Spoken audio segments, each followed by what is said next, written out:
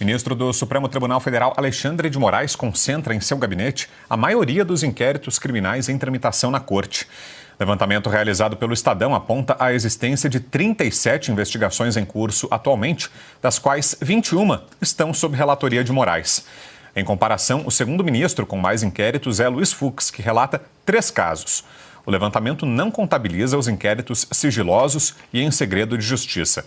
Portanto, na prática, o número de casos relatados por Moraes é ainda maior do que o indicado pelos dados oficiais, tendo em vista a existência do inquérito das fake news, que é sigiloso, e de uma série de petições de caráter investigativo relacionadas a esse caso.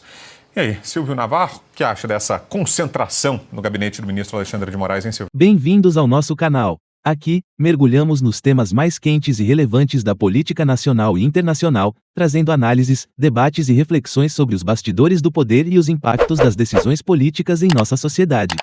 No episódio de hoje vamos falar da centralização de processos criminais que estão nas mãos do ministro do STF Alexandre de Moraes.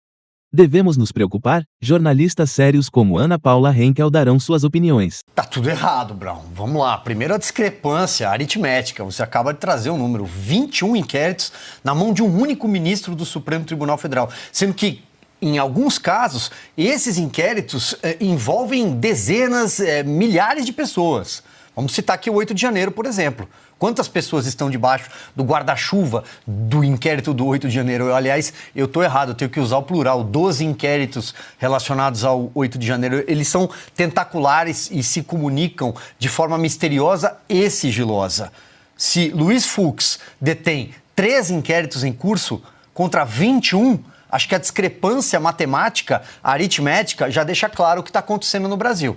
Nós temos um verdadeiro xerife dentro do Supremo Tribunal Federal. Mas vamos ao ponto, porque aqui não se trata de adjetivar sem estar jogando com a Constituição debaixo do braço, sem estar jogando com a lei debaixo do braço. O Brasil precisa retomar o seu Estado de Direito. Esses inquéritos, eles são ilegais. A maioria é ilegal. Vamos a eles. Em primeiro lugar, não há a dupla jurisdição. Você não tem um tribunal para recorrer. Um sujeito que é investigado, condenado, punido, preso pelo Supremo Tribunal Federal, não tem a quem recorrer. Isso é ilegal. Isso é um atropelo do devido processo. Isso só existe aqui, no Brasil. E o Brasil não pode continuar sendo essa republiqueta bananeira. O Brasil precisa ser levado a sério. Ele não é o juiz de direito se a pessoa não tem prerrogativa de foro. Se não tem mandato parlamentar, por exemplo. Se não se trata de um deputado ou senador, por que o Supremo Tribunal Federal tem de conduzir um inquérito contra um CPF de um pagador de impostos? Estamos aqui defendendo quem depreda, quem cometeu vandalismo? É claro que não. Desde o dia 9 de janeiro de 2023, ninguém aqui nunca defendeu o vandalismo. Nunca. Tanto faz se é patrimônio público ou privado. Isso é crime e é passível de punição. Se houve a tentativa de um golpe de Estado, e se isso for provado, ainda que o planejamento não seja crime previsto em lei no Brasil, mas se isso for comprovado, que as pessoas sejam punidas dentro e à letra fria da lei. A centralização de investigações judiciais em um único ministro do Supremo Tribunal Federal, STF, é um tema que desperta intensos debates no cenário político e jurídico do Brasil. Atualmente, 21 dos 37 inquéritos em andamento na Corte estão sob a responsabilidade do ministro Alexandre de Moraes, um fato que levanta questionamentos sobre os riscos dessa centralização. Será que essa configuração pode comprometer a imparcialidade e a equidade das decisões judiciais? Quais são os impactos dessa centralização para a substituição do sistema de justiça e para o equilíbrio entre os poderes da República? No vídeo de hoje, analisaremos os desafios e possíveis consequências de concentrar tantas investigações em um só magistrado e refletir sobre o equilíbrio entre eficiência do processo. Evitar a centralização de processos no Supremo Tribunal Federal, STF, nas mãos de um único ministro exige ajustes institucionais e administrativos que promovam maior equilíbrio na distribuição dos casos. Aqui estão algumas medidas que poderiam ser inovadoras para mitigar essa concentração. 1. Revisão dos critérios de prevenção. O atual modelo de prevenção, que permite que um ministro acumule casos relacionados a um mesmo tema ou inquérito, poderia ser revisto. Algumas sugestões incluem: redefinir a prevenção temática ou distribuição automática e solicitada. 2. Criação de comissões colegiadas para inquéritos sensíveis em casos de grande repercussão ou com implicações políticas. A criação de comissões compostas por vários ministros pode reduzir o peso das decisões técnicas em um único relator. Isso promoveria maior transparência. 3. Divisão por especialização temática. 4. Reforço das câmaras e turmas do STF. 5. Limitação do número de processos por ministro. 6. Adoção de maior transparência no sorteio dos relatores. 7. Maior uso de juízes auxiliares. 8. Alteração legislativa ou regimental, entre outras soluções.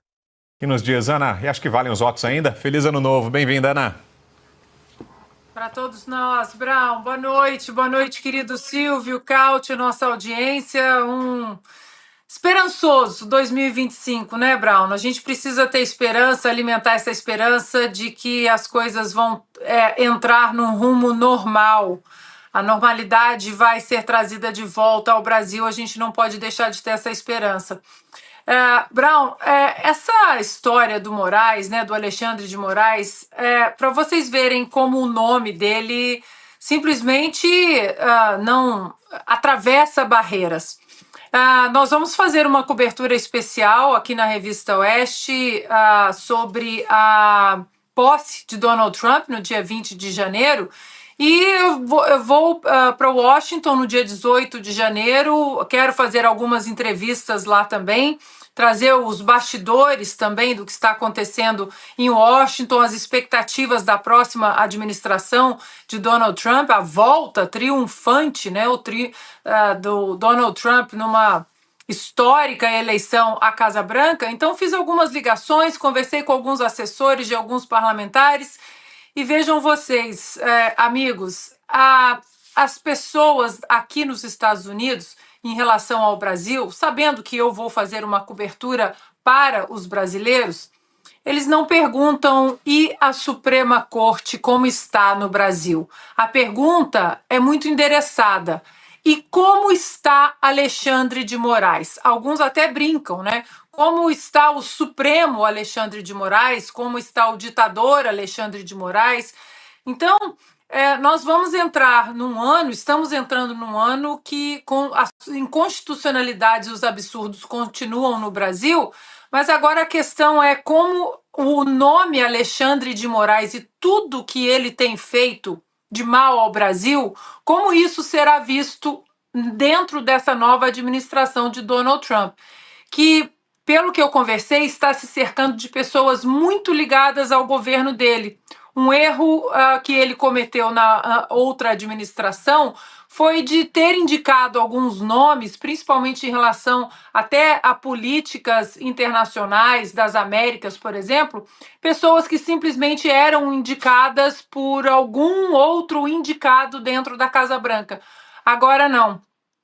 Eu também ouvi de alguns parlamentares e seus assessores que há uma preocupação com as Américas. Não é só o Brasil, as Américas. O que está acontecendo nas Américas. O crescimento de um neocomunismo, digamos assim, né? Um socialismo exacerbado, governos muito poderosos que tiram a voz do povo, que não respeitam as constituições em alguns países das Américas. Então, Brown, para você, o resumo é esse, né? Não é o nome Suprema Corte do Brasil que tem sido falado apenas, mas principalmente o nome Alexandre de Moraes está sendo muito comentado aqui nos Estados Unidos por americanos. O que você acha de tudo isso? Será que Bolsonaro poderá ter problemas futuros? Deixe sua opinião. Forte abraço e até a próxima!